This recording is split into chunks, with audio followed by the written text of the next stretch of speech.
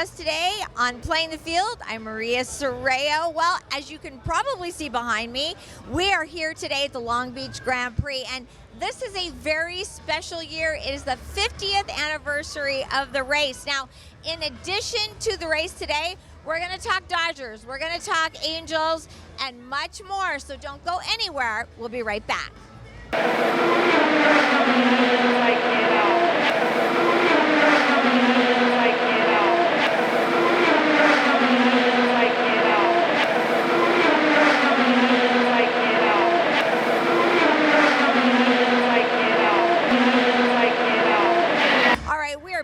Ready to go now. So our Los Angeles Dodgers, I was with them the first week they came back home, and I had a chance to talk to pitcher Alex Vesia, who told me all about what it was like to raise that banner and get that ring.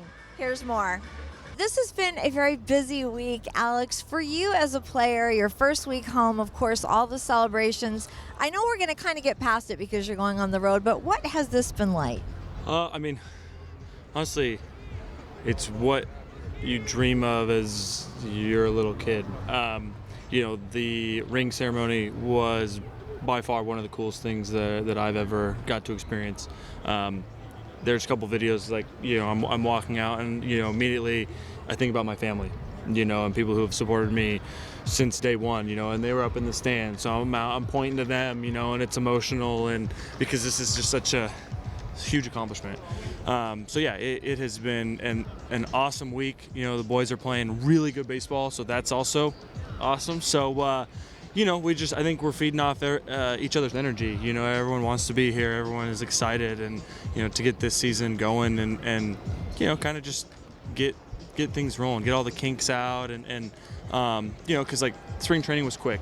Yes. Right? Then we go to Japan. Japan was awesome, right? Coming back from the flight, you have to get acclimated and back on that sleeping schedule a little bit. And then we jump into the season, So yeah, it's definitely, it's a lot, but I think we're managing it really well. Doc does a great job with, managing people's health and, caring for one another, especially guys in the bullpen. And, him and I go back and forth with, many conversations, not only about myself, but about guys, making sure that everyone's on the same page. And that's just the communication through and through is awesome.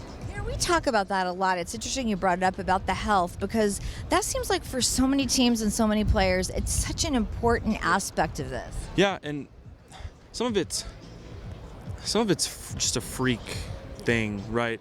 That there's some injuries that you can't really explain them. It kind of just happens, and it's tough. I definitely feel for all those guys because I want everyone to be healthy. I don't ever want people to be hurt. That's especially like D-May, man. That whole situation. I mean, yesterday when he struck out the three batters, I got emotional, right? And just because I know how much he wants, I know how hard he works, and for him to have success right out the gate like this, it's it just it says a lot about his character, and I was very happy for him. Something else that I've noticed in spring training too is there seems to be some kind of an energy, like you talked about, and everybody on the same page, and so many of the guys returned, which has got to be exciting. Yeah, and I think that comes from the front office down, right? That we made moves, we signed players, we want to keep winning, right? And I think for myself, that puts me in even more competitive mode, right? And it makes me work harder and just kind of stay on my regimen, my routine, because it's we have a very special team, and we'd like to win the next few years, right? And we've got guys signed for 10 years, right? That's a big window, and and it starts today, right? Taking one game at a time, one pitch at a time.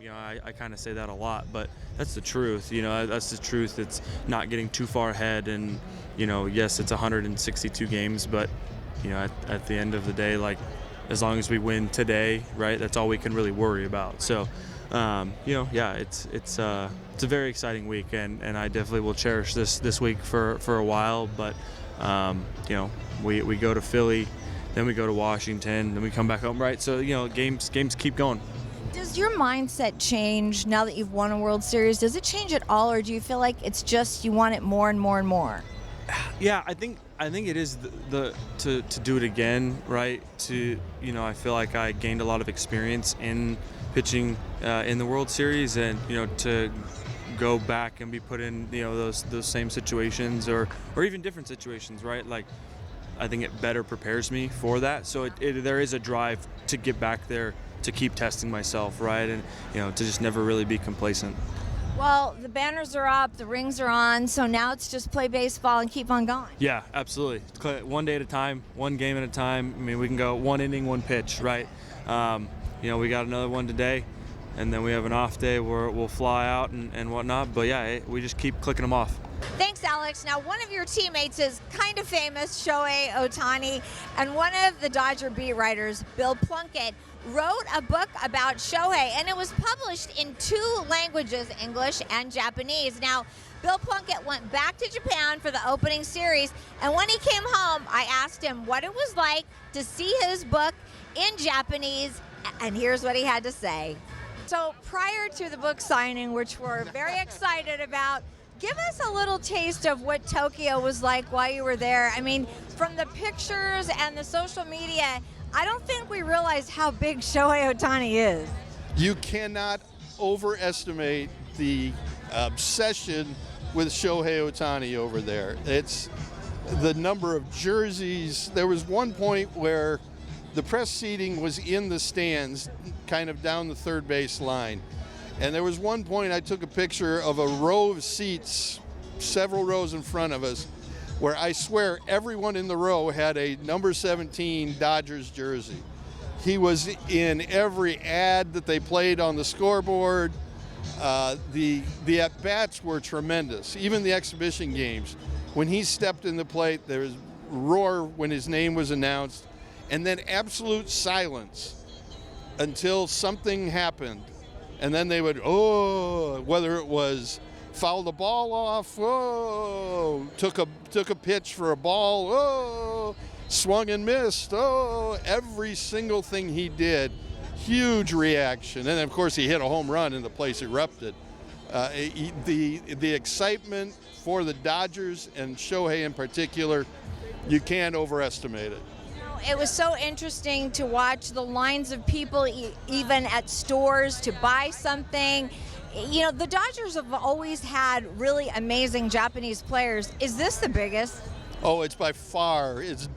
If it was dialed up to 11 before, it's dialed up to 12 now. The fact that it's Ohtani and it's just such national pride over him, but then you add Yamamoto and Sasaki, and it just becomes even greater. Yeah, I saw Dodger gear everywhere in Tokyo when we were sightseeing, when I was on the plane. There were Dodger gear everywhere.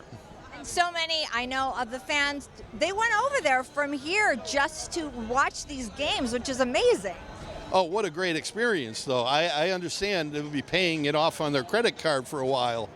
But what a great experience to go over there. And I did see some LA area fans on my plane coming back, and they had gone over for the games and done the sightseeing and the tours and everything else.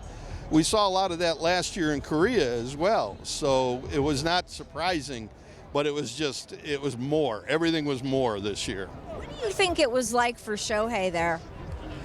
He is so good at ignoring all of that. He did make some concessions, like as you see here, he doesn't come out pregame very often. He doesn't take batting practice on the field, prefers to do it in the cage where all the technological stuff, he can, track his bat path and his swing velocity, all that stuff. He doesn't come out very often. He came out and did some running in the outfield and stuff just to give people a chance to take his picture, and he hosted a dinner for the players that was spectacular.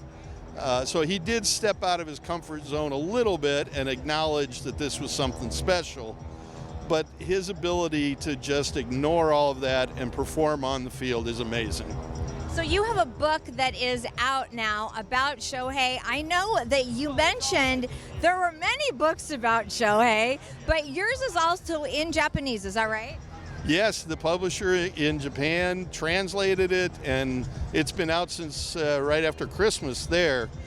And I stopped in every bookstore I passed while I was over there to make sure that it was on the shelf, and sure enough, it was right up front with a million other magazines and books and photo books of Shohei. There is no bottom to this. There is no, well, we've had enough Shohei Ohtani content. Apparently, it's bottomless. You can't give them enough. What's it like to see your very own book on a shelf, Bill? It felt kind of strange. A different cover than the one here in the U.S., so it felt different looking and seeing it on the shelf. And then opening it up with all the Japanese characters on every page. It was a strange feeling. Has Shohei signed a book for you yet? He has not. I had those little promotional cards during spring training.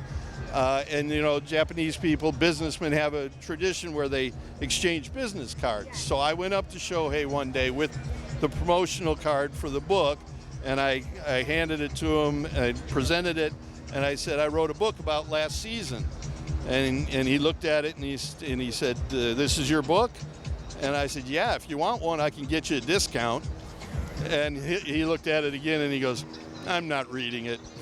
So that's as much of an endorsement as I could get. Well, you know what's interesting though? It doesn't really matter if he reads it because everybody else will be reading it. That's right, yeah, and he can afford full price if he wants one. Yeah. No discounts for Shohei. No, he doesn't need. I could defer part of it, I guess. I don't think so. I don't think so. Well, we're excited to be talking to you again on Tuesday, where you'll be doing the American version here in the South Bay. Looking forward to that. You get a free book. You pay to come in, $40, but you get a book, a beer, and you have to stick around and listen to me for a while. That's the deal you should have offered Shohei, a book and a beer. That's right, I could have.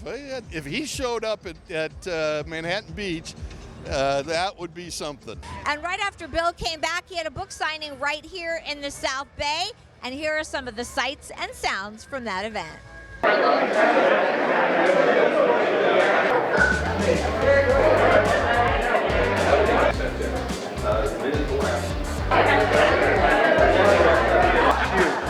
Oh no, that's okay. You're mentally frustrated.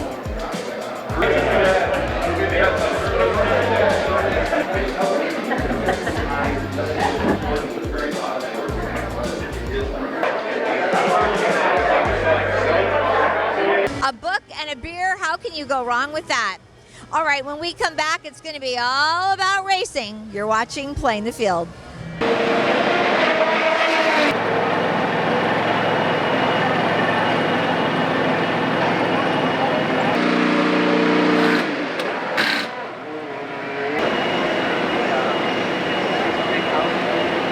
We are back at the Long Beach Grand Prix in the garage area of the Rahal Letterman Lanigan driving team.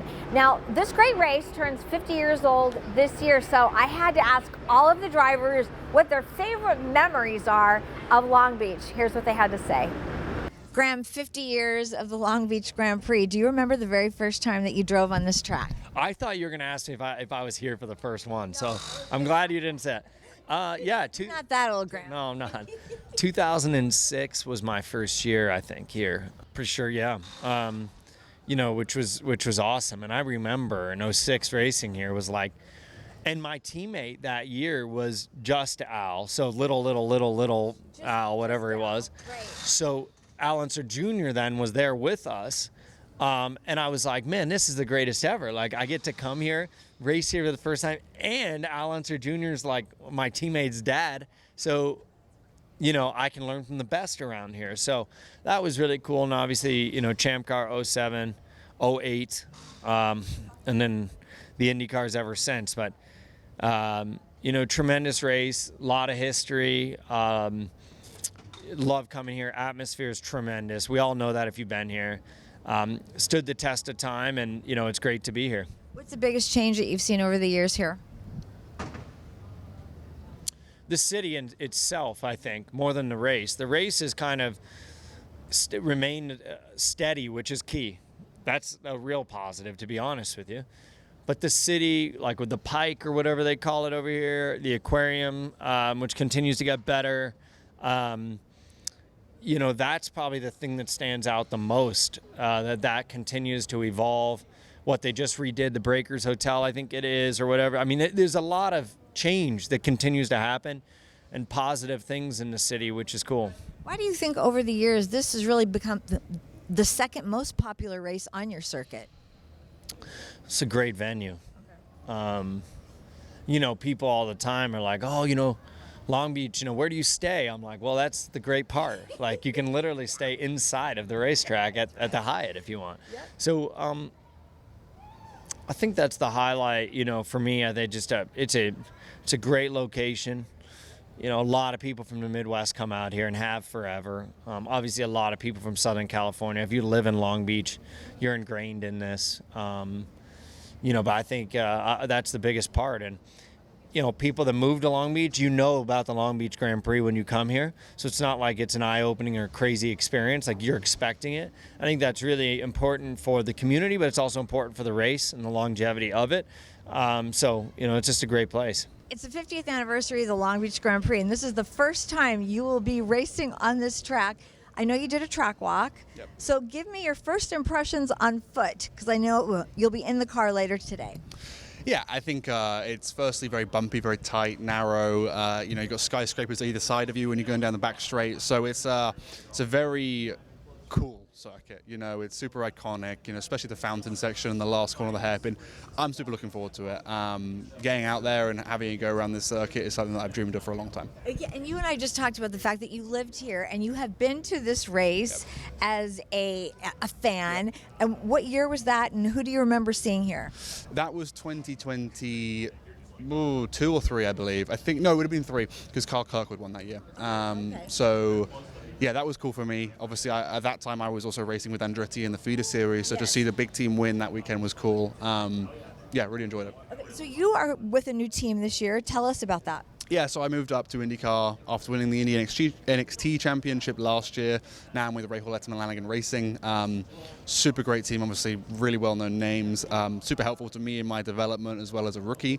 That's a big thing for them, is they really have taught me as much as I need to know, and everything that I've learned so far in the last 6 months has been down to them, really. So I can't thank them enough. What have the first few races been like in IndyCar for you? Ups and downs for sure. I think our qualifying performances have been very strong, especially at Thermal. And then I think our races got taken out of the first race, got collected in an accident, which wasn't fun. And then the second race had some issues during the race with my belts that was made it quite painful to drive. So yeah, the races haven't gone to plan so far, but we're gonna set that straight and pull out a good result come Sunday. Being with a team that's got veterans like Graham and even like Bobby, obviously, what do you pick their brain? How do you approach certain issues? Yeah, no, 100%. I mean, if you're not using the experience around you, then you're in a bit of an idiot, in my opinion. So, Graham's been a massive help to me, obviously. He's current. He knows exactly what's going on in IndyCar. He's very intellectual. I've always picked his brains about certain things if I've got any questions, and he's always been super helpful in explaining things to me that I don't know. Bobby also, sometimes, I'll ask him a thing or two, but he's a very busy man and he's got other things to worry about than trying to coach me, his driver. But Graham's been super helpful. Marcus, this is the 50th anniversary of the Long Beach Grand Prix. Do you remember the very first time you drove on this track? I do remember. It was only 2 years ago, so it's pretty fresh in my memory, but it's an amazing place. I'm happy to be here. It's always nice weather as well, so yeah, it's going to be a great weekend. What is the biggest challenge on this course? I would say the biggest challenge on this course is probably the bottoming. The car is always very low to the ground, and it's not so smooth as well, so you're kind of always hitting the bottom of the car against the concrete. So doing our best to minimize that and to drive as smoothly as possible with all that bouncing. So yeah, it's a challenging circuit. All right, Devlin, it's the 50th anniversary of the Long Beach Grand Prix. Do you remember the very first time you were here? Yeah, back in 2022, Long Beach is a great place. It's a fun track to drive around. Great city, nice weather. It's definitely an iconic event, and I'm very happy to be here. What is your most vivid memory of that day? For sure, the first time you drive here in real life, the bumps are quite aggressive. You turn 9 down there, is definitely a special corner, as well as the iconic hairpin at the end of the lap. And it's a fun race. I think this year, it's going to be there's going to be some more curveballs with the differences that Firestone have made. So I'm hugely looking forward to this weekend. So it's the 50th anniversary of this great race. Tell me what makes this race so special. Well, one, it's been around for 50 years, so it's got to be one of our longest running races, if I'm not mistaken, other than Indy. I think this might be it. Yeah. Also the fans here. I mean, it's very unique. Running around the boardwalk, seeing the water, being able to walk to your hotel, and basically living at the track here is really awesome. Having IMSA here is a lot of fun for us too. A wide variety of cars, people, different fans from different types of motorsports. It's what makes this race different than the others. Do you remember the very first time you raced on this track? Yeah, 2019. Yes, tell me about that. I mean, it was eye-opening for sure for someone like myself. The racing was just street racing. My first one was St. Pete, and then I came here, and I thought St. Pete was pretty tight and technical, and then this track was another animal, in my opinion. And they've made some changes throughout the years. They repaved some of the really tough bits, which wish they didn't, but I'm sure some people are happy that they did. But it's a fun event. So, and like I said, the fans here are second to none. So, I mean, it's wild to see over 100,000 plus in such a small, confined space. When you walk the track, what do you notice the most? Probably the buildings. I mean, it's kind of crazy to me, walking around and racing between all the buildings. It's just not common. And then also the stadium section is just so unique. It's one of those things to where it's unlike any other track. You have the hairpin, which is so inviting, yet can not be awesome. So it's cool. You have to really, use your brain here and think about what you're doing, because you can impact your race pretty easily or impact somebody else's. When we talk about 50 years, just the history and the historicness, if you will, of all of it, what kind of goes through your mind? I think it's awesome for the sport. I mean, something like this being a landmark race, or a marquee race rather, for us is a big deal. I mean, Indy's our biggest race, and this is probably our second biggest. And there's a couple others that'll definitely tie for third. But I mean, these are the two events that everybody really wants to go to on the calendar. It's so interesting. I remember one of the first times I went to a smaller race, I'm like, where is everybody? But this one's very different. Yeah, this one, there's no shortage of people. So it's tricky to even come over here on the pit bike that we have. Yeah. So to come visit you guys. Yeah. So it makes it fun. We're here today with Will Power. Will, take me back to 2008. 2008 was a bittersweet victory. It was the last race for Champ Car, but the series was merging. It was really cool to win the last ever Champ Car race at this track. And I love those cars. The sound, the speed, very cool. But the series today is amazing. Depth in teams, depth in drivers, the best it's ever been. When you think back to that year winning this race, what's changed since then? The biggest change is the level of teams, the quality of teams, the level of drivers, the depth of the field. I think the venues we go to, the series has grown. I think the TV package is really good now, and I've just watched it grow over the years. It's been amazing. What is the biggest challenge about this track? The biggest challenge about this track is that it's so tight. The qualifying, the whole field is covered by 1 second, so you can't make a tiniest of mistakes. That is challenges to get through a lap without a single mistake. And have you walked the track yet today or not yet? No, we're going after this. We go to track walk. Yeah. Since 2008, there have been minor changes on the track. Didn't they change a corner or? They've changed a couple of curves. It's very, very similar. They've just taken some curves out, coming onto the back straight, but for the most part, it's the same track. Were you a fan of this race before you raced in it? Yeah, I absolutely would have been a fan of Long Beach Grand Prix. Yeah, man, a legendary race. been around 50 years, and Yeah.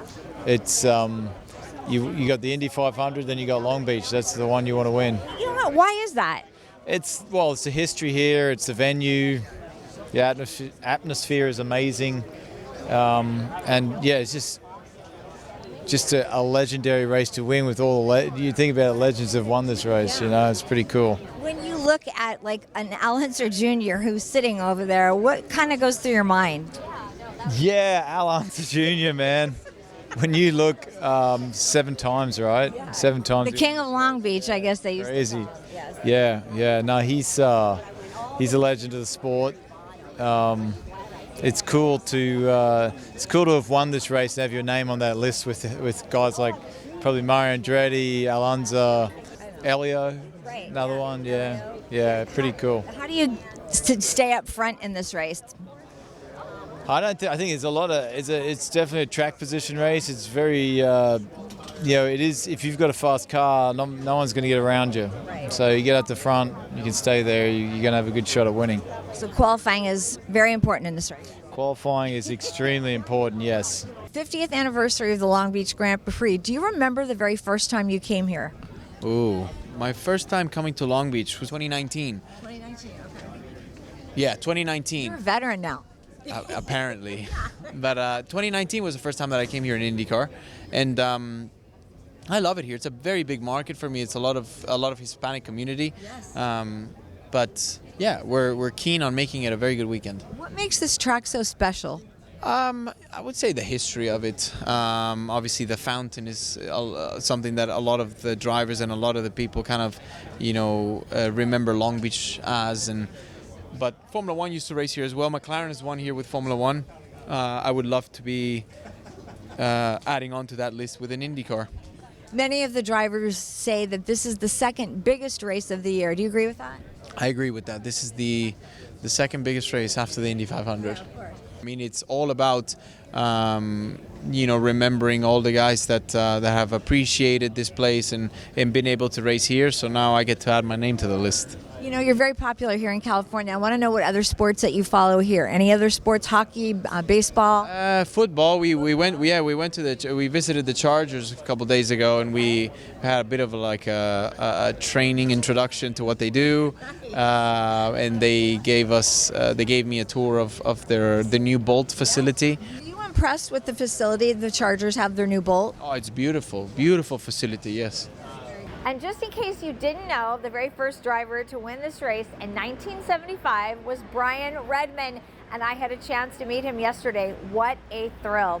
All right, that's going to do it for today's show. Remember, you can watch Playing the Field 24/7 at playingthefieldtv.com. I'm Maria Serrao, and we will see you next time with lots of NFL draft. See you then.